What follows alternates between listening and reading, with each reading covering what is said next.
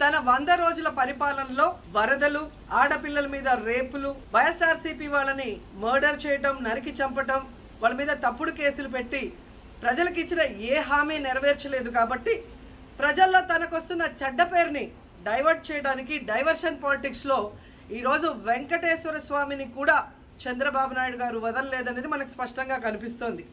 ఎందుకంటే ఆయనకి ఎప్పుడూ అలవాటు, ఎప్పుడెప్పుడు ఆయనకి చెడ్డ పేరు వస్తుందో అప్పుడు ఏదో ఒక ఇష్యూని ఆయనే క్రియేట్ చేస్తాడు. దాన్ని తన వర్గీయులతో పబ్లిసిటీ చేయటం, దాని మీద డిస్కషన్లు చేసి ఎదుటి వాళ్ళ మీద నిందలు వేయటం ఆయనకు అలవాటే. కానీ ఈరోజు మీరు చూస్తే సాక్షాత్తు టీటీడీలో తిరుమల లడ్డూ మీద ఇంత దిగజారుడుతనంగా చంద్రబాబు నాయుడు గారు మాట్లాడతారని ఎవరు ఎక్స్పెక్ట్ చేయలేదు. ఈరోజు ఆయన మాట్లాడాక ప్రతి ఒక్కరు కూడా చీకొట్టడం మనం గమనిస్తూనే ఉన్నాం. ఎందుకంటే సాక్షాత్తు చంద్రబాబు నాయుడు గారి కొడుకే చెప్పాడు టీటీడీలో ముఖ్యమంత్రికి ఎటువంటి సంబంధం ఉండదు అని. అలాంటప్పుడు జగన్మోహన్ రెడ్డి గారు ఏదో దగ్గరుండి తిరుపతి లడ్డూలో యానిమల్ ఫ్యాట్ని మిక్స్ చేయించినట్టుగా ఆయన ఈరోజు ఆరోపించడం ఎంతవరకు సబబని నేను అడుగుతున్నాను. ఒక్కసారి మీరు గమనించండి, చంద్రబాబు నాయుడు గారు ముఖ్యమంత్రి అయిన తర్వాత జూన్ 21వ తేదీ ఈవోగా శ్యామలరావు గారు మరి అక్కడికి రావడం జరిగింది. నెయ్యి వాసన చూస్తూ లడ్డూలో స్వచ్ఛమైన నెయ్యిని మేము వినియోగిస్తున్నామని ఆయన చెప్పడం కూడా మీరు అందరూ గమనించుంటారు. జూలై 6వ తేదీ 12వ తేదీ 2 సార్లు ట్యాంకర్లది టెస్ట్ చేయడం జరిగింది. అందులో వెజిటబుల్ ఫ్యాట్ మిక్స్ అయింది కాబట్టి దాన్ని రిజెక్ట్ చేశాము, దాన్ని వాడలేదు అని శ్యామలరావు గారు చెప్పడం మనం అందరం కూడా గమనించాం.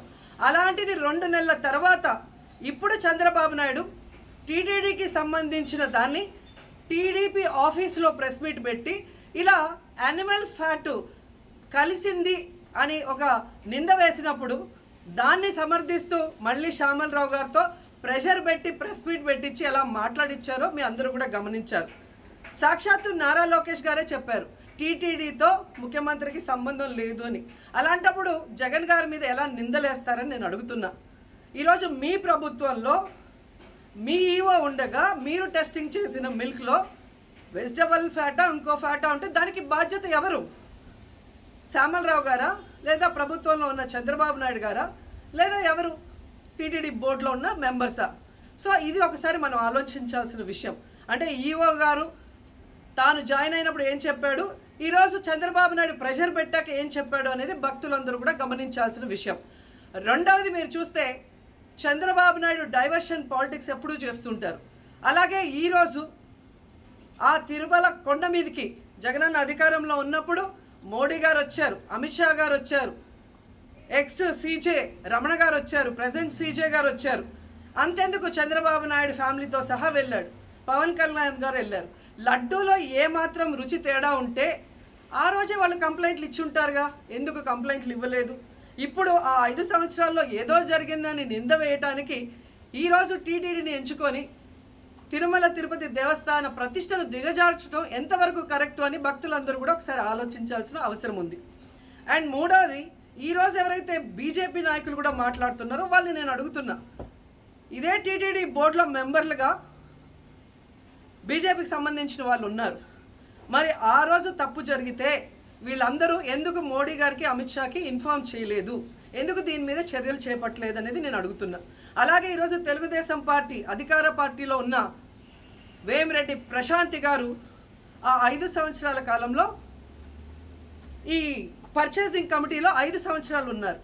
అలాగే ఇప్పుడు మంత్రిగా ఉన్న పార్థసారథి గారు కూడా పర్చేసింగ్ కమిటీలో ఉన్నారు. మరి వాళ్ళని విచారించండి, ఆ బోర్డు మెంబర్లందరినీ బయటకు వచ్చి మాట్లాడమని చెప్పండి, తప్పు జరిగిందా లేదా.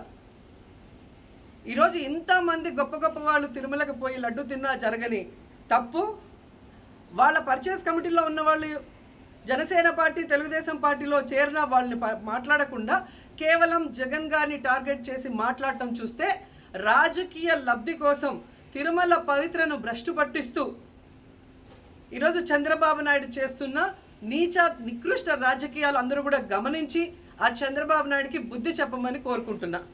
ఇక ఫైనల్గా తనని ఎవరో నమ్మరు అనుకున్నప్పుడు పవన్ కళ్యాణ్ గారిని ఫ్రేమ్లోకి తీసుకురావడం చూస్తున్నాం.